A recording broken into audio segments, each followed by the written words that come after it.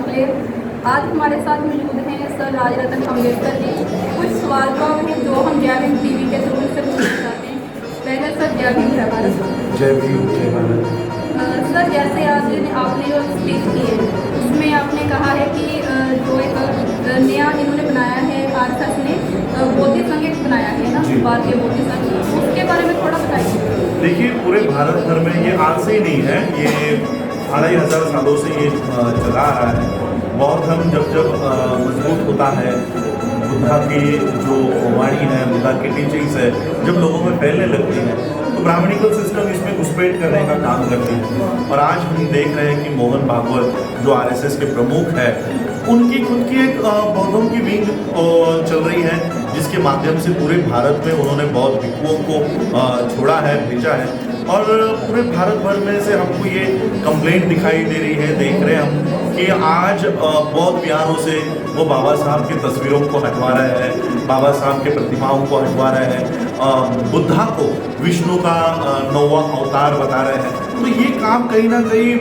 RSS के छोड़े हुए जो लोग हैं, प्रचारक हैं, ये पूरे देश भर में चल रहा है, जिसका अंदेशा मुझे पंजाब में भी हुआ। पंजाब में भी कुछ लोग ऐसे मुझे दिखाई दिए, कुछ विहार दिखाई दिए कि जहाँ पर बाबा साहब की प्रतिमाओं को वो हटवाते हैं, रखने नहीं देते।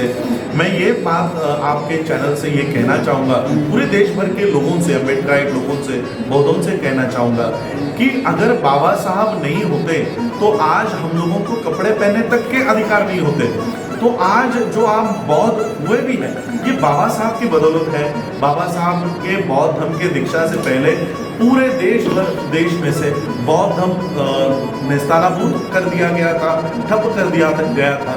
बाबा साहब ने बुद्धिज्म को पुनर्जीवन दिया है, रिवाइव किया है। और इसलिए अगर इस देश में बुद्धिज्म फैल रहा है तो वो बाबा साहब की बदौलत है। और आरएसएस ये काम कर रही है कि बाबा साहब के विचारधारा को बुद्धिज्म से हटवाकर इसमें फिर से ब्राह्मणवाद घुसाकर काम करना चाहती है।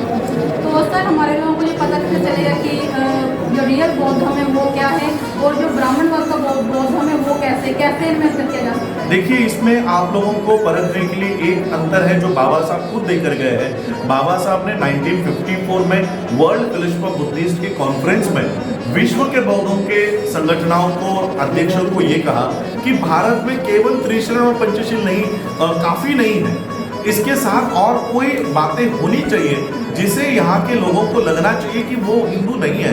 और वो बातें खुद बाबा साहब ने निर्माण की है, जिसे हम 22 प्रतिज्ञा के रूप में जानते हैं। तो रियल बुद्धिज्म अगर आपको यहाँ पर देखना है तो ऐसा बुद्धिज्म जो आरएसएस का जिसमें कब्जा नहीं है, इंटरफेयर नहीं है, वो बुद्धिज्म है जिसमें 22 प्रतिज्ञा आपको दिखाई देगी। कोई बौद्ध बनते हैं आकर आपके यहाँ पर कहते हैं कि आज 22 प्रतिज्ञाओं की जरूरत नहीं है, तो ये आप लोगों को पकड़ लेना चाहिए, समझ लेना चाहिए कि ये जो बौद्ध भिक्षु प्रचार कर रहे हैं ये कहाँ से आए हुए हैं। ये कई नागपुर के हेडक्वार्टर के तैयार किए हुए, आरएसएस के संघ कार्यालय से तैयार किए हुए बौद्ध भिक्षु तो नहीं है। तो ये हमारे पास परखने के लिए एक जांच है कि जो बौद्ध भिक्षु 22 प्रतिज्ञाओं के ऊपर जोर देता है वो बाबा साहब के विचारधारा वाला, बुद्धा के विचारधारा वाला बौद्ध भिक्षु है। सर जब बाबा साहब अम्बेडकर जी ने बुद्ध दीक्षा ली थी उस समय उन्होंने 22 प्रतिज्ञाएं बनते जो उन्होंने दी थी दीक्षा, उनसे नहीं ली थी, बाबा साहब जी ने बाद में ऐड की हैं। तो आप ये नहीं सोचते कहीं कि बुद्ध में फिर जो प्योरिटी रहती है वैसा जोड़ने से उसमें थोड़ा आप क्या कहना चाहेंगे? देखिए, यही बात तो बाबा साहब ने 1954 के world village of Buddhist conference में एक्सप्लेन की है कि भारत में जिस तरह से विश्व में बौद्ध धर्म गया है, आज वियतनाम में आप जाओ, वियतनाम का बौद्ध धर्म, श्रीलंका का बौद्ध धर्म, थाईलैंड का बौद्ध धर्म अलग अलग है। और इसलिए भारत के दृष्टि से जिस बुद्धिज्म को बाबा साहब ने यहाँ रिवाइव किया, ये कर्मकांड के ऊपर बेस नहीं है, ये किसी क्या कहते हैं आध्यात्मिक के ऊपर बेस नहीं है, अभिधम्मा के ऊपर बेस नहीं है। भारत का बुद्धिज्म मॉरलिटी के ऊपर और सोशल जस्टिस के ऊपर, सामाजिक न्याय की लड़ाई लड़ने वाला बुद्धिज्म बाबा साहब ने इस देश में खड़ा किया है। और इसलिए सामाजिक न्याय की लड़ाई लड़ते समय हमारे दिमाग के जो मैल है वो खत्म हो जाना चाहिए, कर्मकांड निकल जाना चाहिए।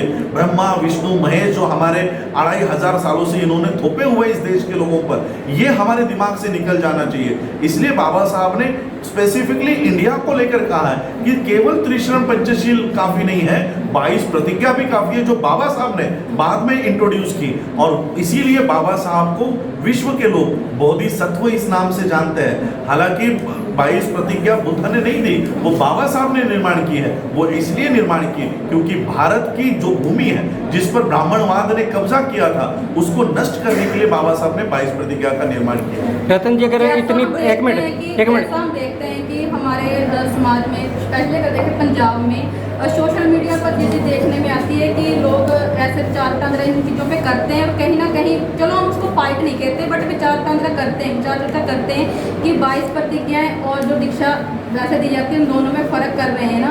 तो बाबा साहब ने ये भी कहा है कि बुद्ध के ऊपर, जब बंदे के ऊपर हमें उंगली नहीं उठानी चाहिए कभी भी, क्योंकि हम बुद्ध की शरण को मानते हैं, ठीक है। और दूसरी बात यह है कि जब हम ऐसे किसी बंदे को टारगेट करते हैं, स्पेशली किसी को, कि आप 22 प्रतिज्ञा नहीं देते हैं साथ में, तो आप RSS या दूसरे के साथ हम जोड़ देते हैं इसको। तो इसमें ऐसा ही लगता है कि हमारा समाज जो भी बुद्धम की ओर आ रहा है, थोड़ा समझ रहा है, उसमें भी एक डिवाइडेशन पैदा होती जा रही है। क्योंकि हम पहले देखते हैं कि हमारे समाज में जो जातियों को लेकर, धर्मों को लेकर डिवाइड है, वो काफ़ी हद तक होता जा रहा है। तो इसमें कहीं ऐसे अंतर आने से बुद्धम की कहीं कैसे देखते हैं? देखिए, मैं भंते सुमित रतन जी का जो कोटेशन है वो यूज़ करना चाहूँगा। भंते जी हमेशा ये बात कहते हैं कि बिना 22 प्रतिज्ञा के बौद्ध धर्म अघोषित ब्राह्मणवाद है। बिना 22 प्रतिज्ञा के बुद्धिज्म, ये ब्राह्मणिकल सिस्टम का ही बुद्धिज्म आप लोगों को दिखाई देगा। और इसलिए आप कह रहे हो कि बौद्ध भिक्षुओं को प्रश्न नहीं किया जाना चाहिए। मैं तो कहता हूं कि बुद्धिज्म के जो फाउंडर हैं तथागत बुद्ध, उन्होंने खुद के लिए कहा है कि मैं जो बोल रहा हूं उसे भी मत मानो, उसे भी मत मानो। जब तक तुम इसको परखते नहीं हो, आकर देखते नहीं हो, तब तक इसको फॉलो मत करो, इसे मानो नहीं। तो बुद्धिज्म के फाउंडर भी खुद को क्वेश्चन करने के लिए कह रहे हैं लोगों को, तब हमको तो बौद्ध भिक्षु, क्योंकि वो चिवर में है, इसलिए हम उनको क्वेश्चन नहीं कर सकते, ये कहना गलत है। बुद्धा ने खुद के लिए भी वो स्थान रखा है कि अगर आपको कोई शंका है तो आप मेरे ऊपर भी संदेह कर सकते हैं। आपके दिमाग की कसौटी के ऊपर उस बात को घिसकर आपको परखना है कि मैं जो कह रहा हूं वो सच है या गलत है। तो जब बुद्धा खुद अपने लिए कह रहे हैं, तो क्या हम बौद्ध भिक्षुओं के ऊपर ये समीक्षा नहीं कर सकते? सर, जो 22 प्रतिज्ञाएं हैं, ये कहाँ से, चांगमांग से निकली हैं, इसके बारे में क्या कहना? बाबा साहब ने भारत की जो स्थिति थी उसका अध्ययन करके बाबा साहब ने 22 प्रतिज्ञा बनाई, जिसमें कुछ पहले 5 प्रतिज्ञा ये निषेध आदेश है कि मैं इन चीज़ों को नहीं मानूंगा। और इसको निषेध आदेश करने के बाद बाबा साहब ने किन चीज़ों को हमको मानना है वो बताया है। और बाबा साहब ने अंतिम इसमें ये कहा है कि अब मैं पुराने संस्कृति को त्याग रहा हूँ और बौद्ध धर्म के संस्कृति में आ रहा हूँ। इसके बाद मैं पूरा जीवन बौद्ध धर्म के संस्कृति के माध्यम से ही बिताऊंगा। यह है 22 प्रतिज्ञा। रतन जी, अगर बाबा साहब की 22 प्रतिज्ञा में इतनी जरूरी होती तो उन्होंने बुद्धाइज धम्मा जो ग्रंथ हमें दिया है उसमें उन्होंने क्यों नहीं ऐड किया? देखिए, बाबा साहब ने बुद्धाइज धम्मा जो ग्रंथ लिखा है वो 5 दिसंबर 1956 के रात तक बाबा साहब अम्बेडकर इसका प्रीफेस लिख रहे थे। बाबा साहब का महापरिनिर्वाण ये अंतिम ग्रंथ लिखते समय हुआ है। ये ग्रंथ पब्लिश हुआ 1957 में पीपल्स एजुकेशन सोसाइटी के माध्यम से। अगर बाबा साहब को पूरा समय मिलता, इसके कई सारे पन्ने भी आज उपलब्ध नहीं है। कोई सारे चैप्टर्स जब हम पढ़ते हैं तो कोई चैप्टर्स हम देखते हैं कि आधे में ही छूट गया है। तो हम ये सोचते हैं कि 22 प्रतिज्ञा भी बुद्धाइज धम्मा का भाग है, क्योंकि बाबा साहब ने जब दीक्षा ली है तब बाबा साहब ने 22 प्रतिज्ञा देने का काम किया है। बाबा साहब का अचानक से महापरिनिर्वाण हो जाने की वजह से कई सारे बाबा साहब की कई सारी बातें हमें ऐसा लगता है कि वो बुद्धाइज धम्मा से छूटी गई है या कई सारे पन्ने गायब कर दिए गए हैं। क्योंकि जब ये पब्लिश हुआ 1957 में, ये अलग अलग बक्सों में इसके पन्ने मिले हैं। कई सारे पन्ने इसके गायब है, कई सारे पन्ने कई सारे चैप्टर्स ये इनकम्प्लीट है।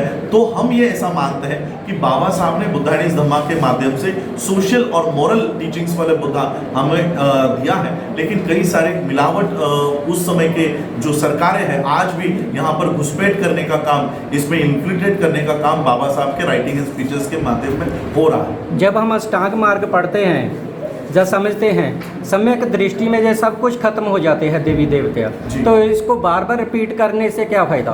देखिए, सम्यक दृष्टि बाबा साहब बुद्धा की जो अष्टांगिक मार्ग बुद्धा ने दी है, ये सम्यक दृष्टि ही इस देश के लोगों की खत्म कर दी गई है। तो हमें सम्यक दृष्टि पर भी जोर देना चाहिए। सम्यक दृष्टि आपकी तब जागेगी जब आपके दिमाग से ये काल्पनिक देवी देवता हटेंगे। तो जब तक काल्पनिक देवी देवताओं को लेकर आप सम्यक दृष्टि नहीं प्राप्त कर सकते, इसलिए बुद्धा का एक और प्रोग्रेसिव स्टेप बाबा साहब ने 22 प्रतिज्ञा के माध्यम से दिया। तो इससे एक सवाल और है। इससे पहले जब हम लोगों को खींचते हैं, हाँ। आप जलंधर में पूछ लीजिए मेरे बारे में, जब हम लोगों को समझाते हैं तो जब 22 प्रतिज्ञा का पहले ही जिक्र कर देते हैं, मैं पंजाबी में बोलता हूँ, ये हैवी डोज हो जाती है, तो इससे लोग भागते हैं। तो इसके लिए जो हमारे आप जलंधर में देखोगे, जब आप जाओगे तभी जो बौद्ध विहार खुलेंगे, नहीं तो बाबा साहब के जन्मदिन पर भी ताले जड़े हुए थे, बुद्ध पूर्णिमा पर भी ताले जड़े हुए थे। तो इनका यही समस्या है कि जो पहले ही जो आते ही जो 22 प्रतिज्ञा देते, उससे पहले मैं समझता हूँ अष्टांग मार्ग, बाकी जो और भी चीज़ें हैं बुद्ध धाम में, वो समझाना चाहिए। तो उसके बाद जब तैयार हो जाए तो फिर नहीं 22 प्रतिज्ञा जरूरी नहीं। देखो, मैं तो ये विचारधारा का हूँ कि अगर आप किसी को, हमारे मराठी में एक कहावत है कि ताकाला जाऊन गाडगं लपवायला नहीं पाहिजे, यानी आप किसी के पास ताक मांगने जा रहे हो तो अपना बर्तन छुपाना नहीं चाहिए। यानी आप पहले किसी को अष्टांगिक मार्ग समझाओगे और उसके बाद 22 प्रतिज्ञा धीरे धीरे इंट्रोड्यूस करोगे। ऐसे लोगों को बौद्ध धर्म में लाने के उनको शुरुआती दौर में बता देना चाहिए कि इस बुद्धिज्म को हम भारत में मानते हैं, इसको, क्योंकि बुद्धिज्म में अलग अलग सेक्ट है, हीनयान है, वज्रयान है, तंत्रयान है। तो आप कौन से बुद्धिज्म को मानते हो, आप कौन से बुद्धिज्म को फॉलो करते हो? तो हम उस बुद्धिज्म को फॉलो करते हैं जो बाबा साहब ने इंट्रोड्यूस किया है। सर, आखिरी सवाल है। सर, आखिरी सवाल है, आप पंजाब में आए हो, राजनीति के ऊपर नहीं, मैं देखिए, मैं बुद्धिस्ट सोसाइटी ऑफ इंडिया का प्रेसिडेंट हूँ। राजनीति भले ही इसका भाग है देश का, लेकिन हम नॉन पॉलिटिकल लोग हैं। हम किसी भी पॉलिटिकल पार्टी का समर्थन नहीं करते।